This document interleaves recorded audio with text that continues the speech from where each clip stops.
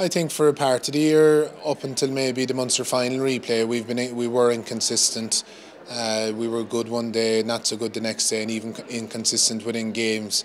But since we drew in the Munster final in Killarney the first day out, I think a penny dropped somewhere along the line for all of us. And since then, our performances have been good. I've been happy with them. We played well against Cork in the second game in the replay, and we performed very well against Kildare in the All-Ireland quarter-final. So we'll be hoping that the next day that we can keep that graph going in the right direction.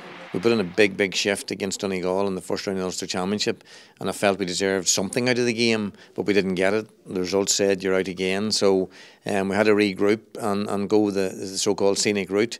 But it has been kind to us in the past, and it has been probably kind to us this year as well, and we have seized the initiative that was handed to us, maybe because of the progressive nature of the draws that we got. Tyrone have been very impressive. I think maybe that's something that was kind of lost in the furore after the game against Monaghan, that they are playing very good football.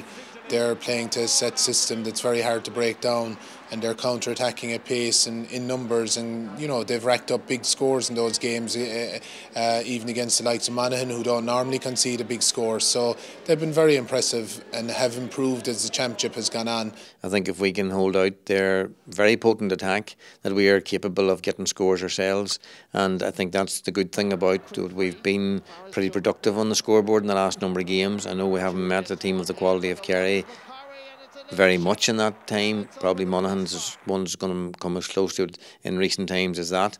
But I think we have people now who are confident, and we have a variety of people who will take on scores, and that's a good thing, because if you're depending on one player or two players to get 90% of your scores, then they can be negated with the proper defensive setup. So I hope that we have enough people that could hurt Kerry. I think there'll be a great fluidity about the game, and it'll ebb and flow, and I do expect that Kerry will know how to defend as well. Of course, there's a history there, and there's been a great rivalry between the two counties going back as far as 1986, I suppose, when Mikey Sheehy's selector with ourselves was playing against Tyrone when Kerry won the All-Ireland, and obviously the three in the noughties, where Tyrone had the upper hand in us in 2003, in 2005 and 2008.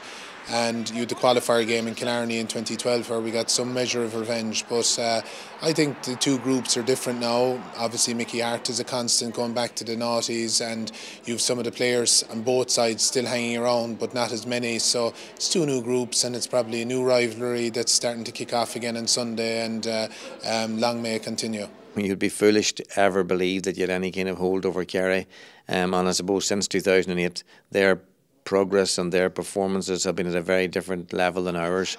So we're the ones as the chasing pack at the minute, and we have to raise our standards enormously if we're going to match Kerry. So that's the challenge for us, have we that within us to raise to the levels that we need to do to meet this current Kerry side.